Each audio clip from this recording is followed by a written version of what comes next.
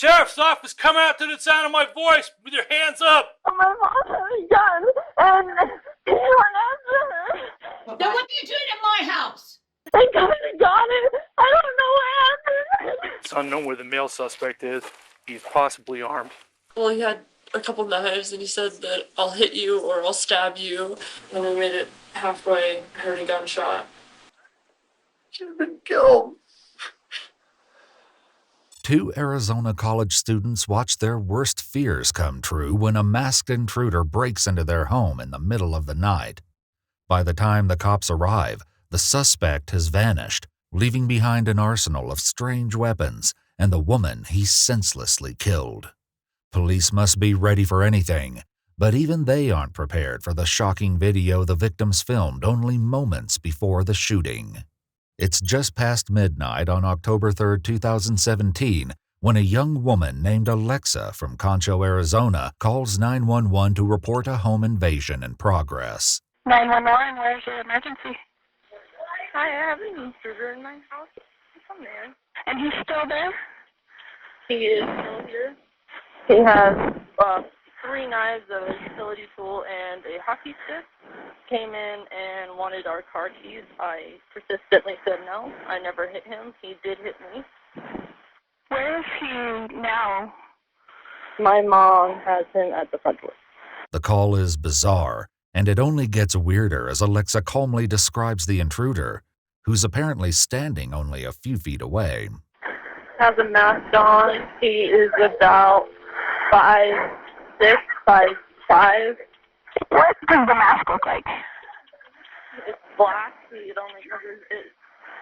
Shows his eyes and his mouth. So like a black ski mask? Mm-hmm. Even as Alexa maintains her composure, the sounds in the background indicate a situation that could go off the rails at any moment.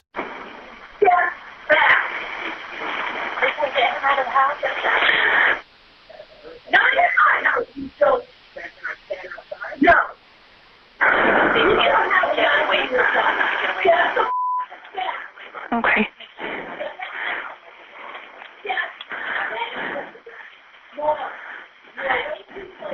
If the audio of this encounter sounds eerie, it's nothing compared to the video that was captured on a cell phone. Keep doing it. Just to leave. Okay. No, Get that off of there. No, I'm not gonna put. Now what the are you doing in my house? Well, get out, okay? Just don't shoot me. Then get out. Get out. Take that off. No, Now, I right can't now. take it off. It's my right to conceal my identity. This is my right for This me. is your house. I understand. I'm very Yes. sorry I came in What here. the hell are you doing in my house? That's only a small part of the video. The disturbing second half will be revealed as the police continue their investigation. In the meantime, a neighbor calls 911 to make sure that help is on the way. Just stay where you're at. They're on their way. They'll be there as quick as they can.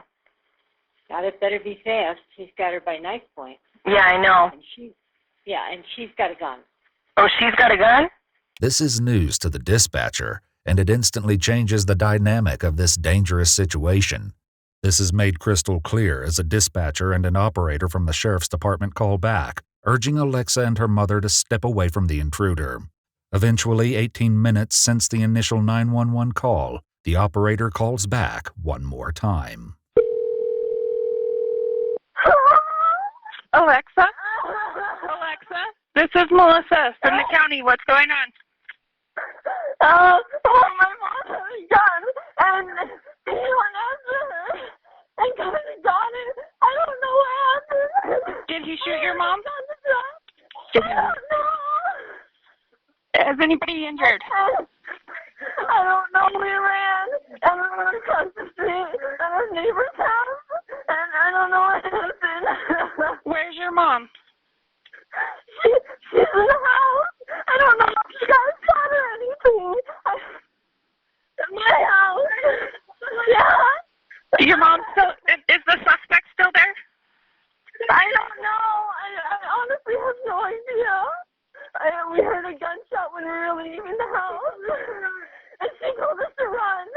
And so we ran over to across the street. Deputies with the Apache County Sheriff's Office arrive on the scene, and they must exercise the utmost caution. The property is nearly pitch black, the suspect's whereabouts are unknown, and it's only moments before they make a disturbing discovery. Got an open door.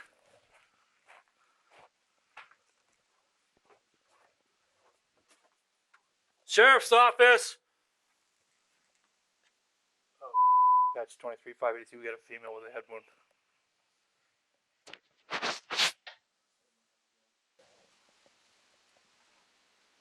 Sheriff's office, come out to the sound of my voice with your hands up.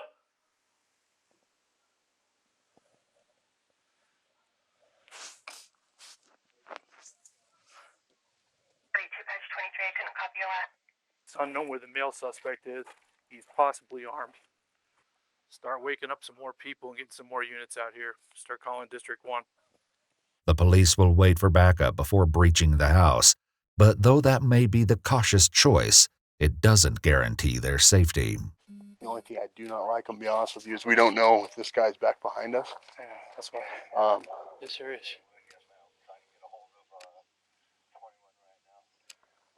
This area is clear. Yeah, that area's clear. We got a lot of brush back here. I want to get these, we should for sure need to get those people inside and lock the door. We have no idea where this guy's at. Yeah, I got you. Several new deputies arrive on scene before trouble can emerge from the darkness. They enter the house knowing that the armed suspect could be anywhere.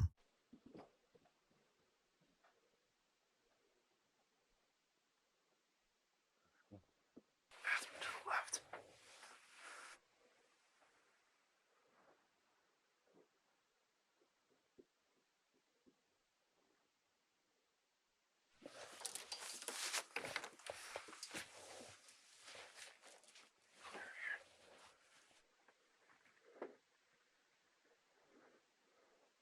Bathroom, back looks clear. Toilet. Clear. Come through.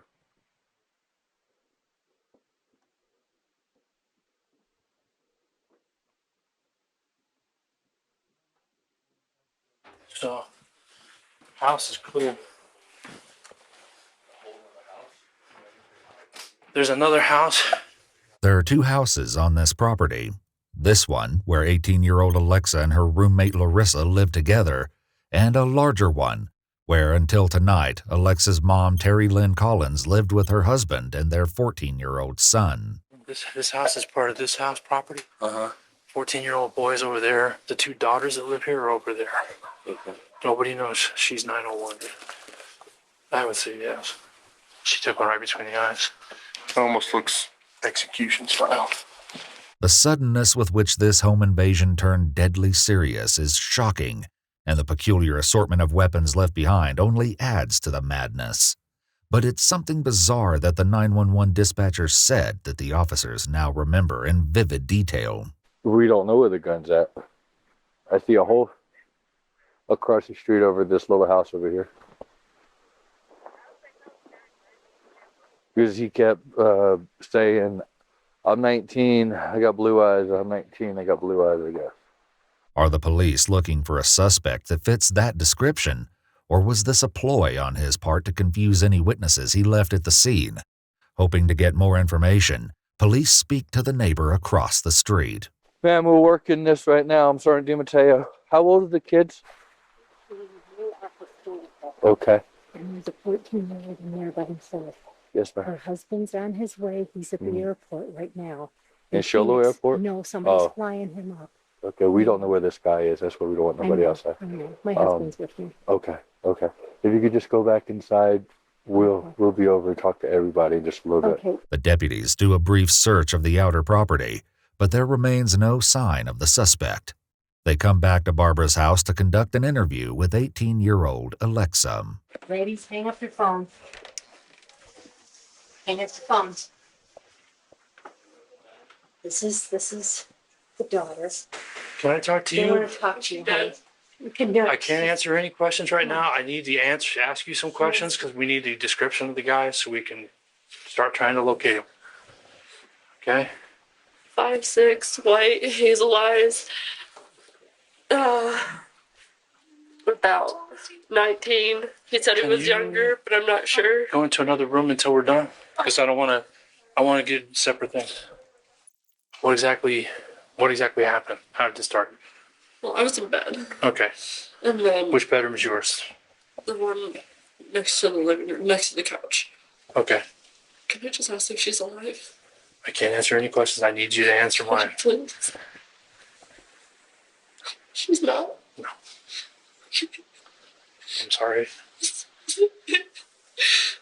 I thought it was my brother who came in, and so, like, I see a figure walk into my room because I wasn't asleep, and he kind of just left, and then he was threatening Larissa, and, I knew I should have called 911, but I didn't. I got out of bed and kind of just did the tough guy act and told him to leave, and...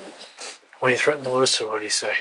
Well, he had a couple knives, and he said that I'll hit you or I'll stab you, and he's like, I don't want to, but if this brings me to it. Okay. And he wanted our car keys, and I told him no several times, and I told him to leave.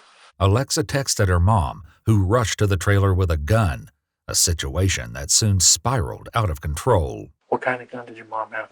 It was a silver revolver, 6-bullet. It had 4 in it at the time. I heard 1 shot. I don't know if there are 3 left in it or if there were more shots. Okay, so how did all the knives and stuff end up on the table? My mom told him to drop them. He put them on the ground, and I picked them up and I put them on the... Are they still there? Yeah, they're still all that's still on the table. So you put all that on the table after you dropped them? I put it all on the table, now and the hockey stick and a wrench. Now there's a chair right by the... I put it there because my mom wanted him to back off. Okay. Was he sitting in the chair? No, never. He stood there, and then, so I was on the phone with... I called you guys, and then, like, 5 minutes maybe went by, and... and then she always had her gun pointed towards him, and he went for it, and my mom started screaming, and she told us to run, so we ran over here, and then I heard a gunshot, and yeah. Police are ready to take Alexa and her roommate to the police station, but there's one more member of the family they need to retrieve. They haven't yet cleared the big house, and they're acutely aware that the suspect could be anywhere, or anyone.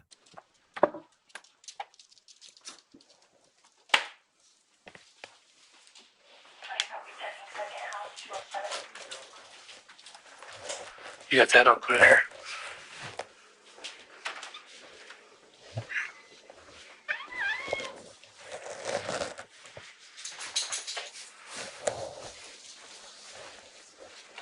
They're behind you.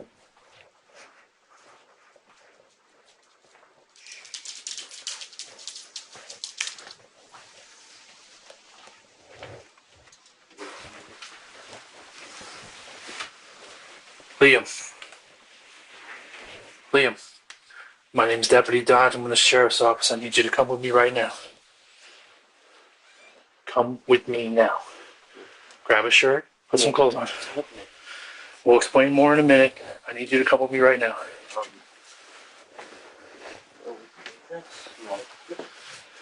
The witness statements don't implicate 14-year-old Liam, but the deputy doesn't let his guard down. Grab a shirt. Come with me. Should I want this? Yeah, probably a little warmer. Yeah. This way. Where's my mom? We'll explain everything here in a minute. With Liam accounted for, there's only one member of the family left to speak to. Police meet with Ernie Collins, Terry Lynn's husband, who was on the phone with her during the break-in. Ernie was out of town and flew back in as soon as he got off the phone with his wife. What'd you hear? I heard my wife telling someone that he needed to step the back or she was going to shoot him. He was saying stupid like, I just needed a ride. I was just trying to find a ride. and Terry Lynn was saying, you were trying to find a ride with a damn ski mask and knives on you. Hey, Nate. Terry Lynn's been killed, dude. She's been killed.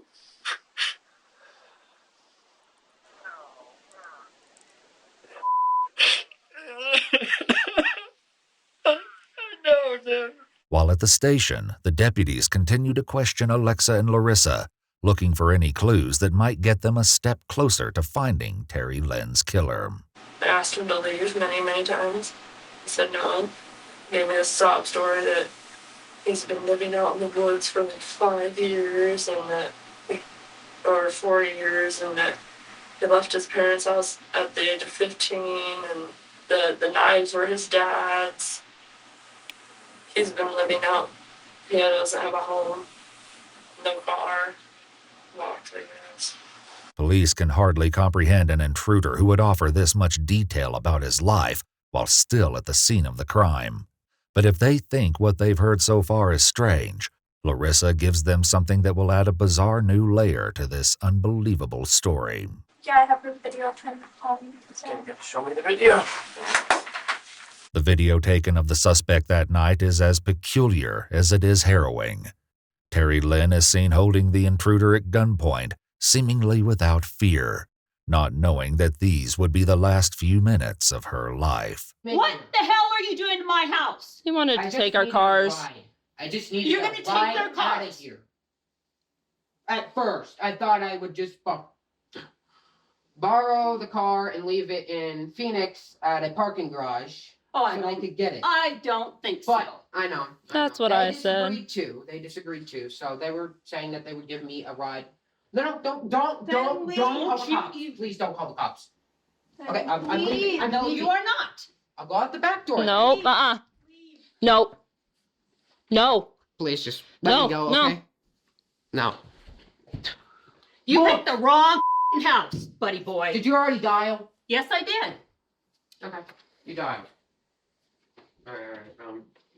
You better be thinking what you're gonna do. Telling these girls you've got a knife in your side pocket. Excuse me? Already You hit were me. using voice dot? You were using voice type? No, I'm standing outside listening to you. You know she lives next door. Right next door, yeah, I know. Then you better leave. Come on, put the phone away, please. Look, I did not want any trouble. I just want to leave. No. Can I leave now? No. Please, just let me leave. Tell me why you're here. I just wanted a ride, that's it. Tell me why you are here. The video ends on that uncertain note, but who could have foreseen that only moments later, the situation would turn catastrophic? I guess he got a little reckless and went for the gun when my mom wasn't really very aware. They struggled. My mom started screaming and then told us to run. So her and I went out the back door, no shoes on. When we made it halfway, I heard a gunshot. And I looked back and I saw a figure in the window moving. I'm not sure who it was because I saw a lot of white. And he was wearing a ski mask. Having listened to the statements and watched the cell phone video, the deputy asks a reasonable question. Is it fair to say you guys weren't really taking this seriously in the beginning? I was trying to make him leave, but I didn't have any way of protecting myself. So I just told him to keep backing off and backing off. Okay. Before finishing the interview, Alexa remembers one final detail. He has a scar on his elbow. Okay. It's his right elbow. It's about yay big, 3 inches or so? maybe, from a motorcycle accident. I don't know why he told me this much about himself. I really didn't want him in my house, let alone kill my mom. Everyone regrets the way things turned out that night. None more so than Terry Lynn's husband, Ernie. Why'd you shoot that? I was yelling, shoot that mother, shoot him. But Terry Lynn's husband thinks he knows all too well why she didn't pull the trigger. Did I tell the other detective he was 5'6"? I do not know. He should be back. If not, I can relay that to I him. don't even know how I know that. It's a short dude. He sounded like a kid. That's why your mom didn't shoot him. Everyone may have an opinion about Terry Lynn's decision, but now is not the time for it. There is an armed suspect on the loose. Police must track him down before he strikes again. A bulletin from the Arizona Department of Public Safety goes out to the public, identifying the suspect as 14-year-old Joshua Cade Richardson. In remarks to the local media, Ernie Collins says, "I hope they catch this kid. I hope he resists because I don't want him to go to prison and get released in 4 years." Richardson is taken into custody without incident. At the jail, the 14-year-old's mother is by his side as he's brought in for a forensic interview. Because Joshua Richardson is a minor at the time of this interview, the police department has blurred his face for privacy. You had to sleep. Okay. You had something to eat. Okay. Are you full? Are you still hungry? Okay. You look like you need some water. You look soft. Your whole family is here. Okay, we love you very much. Okay, we love you very much. Joshua's mom seems oblivious to the horrific truth of what her son has done. Instead, she's far more concerned with limiting the consequences. Joshua, I understand that you probably don't know that you have rights, and I do not think it's within your best interest to answer any questions or talk about things until you have an attorney present, because those are your rights. Okay? His mom advises him to keep quiet, but Joshua seems to quickly forget this recommendation after the police read him his official rights. Do you agree to give up these rights and talk with us? What? So let me tell you real quick. What? No. So let me talk for a second. Okay? Sure. This is a forensic interview. This is an interrogation. Okay, I'm not going to be asking direct questions. That's okay. These are just open. He is going to talk about this with an attorney present, as his rights have been. Okay. And so the answer to that last question, I think we should re-review that. Okay. This time, Joshua asserts his right to speak to his attorney, taking the interview off the table. I'm sorry that this has happened, okay? The Apache County Attorney's Office filed charges against Joshua Cade Richardson for the murder of 54-year-old Terry Lynn Collins, along with 2 counts of aggravated assault against Alexa Collins and Larissa Campbell. In January 2021, Richardson was sentenced to 12 years in prison, with credit for 1,200 days already served.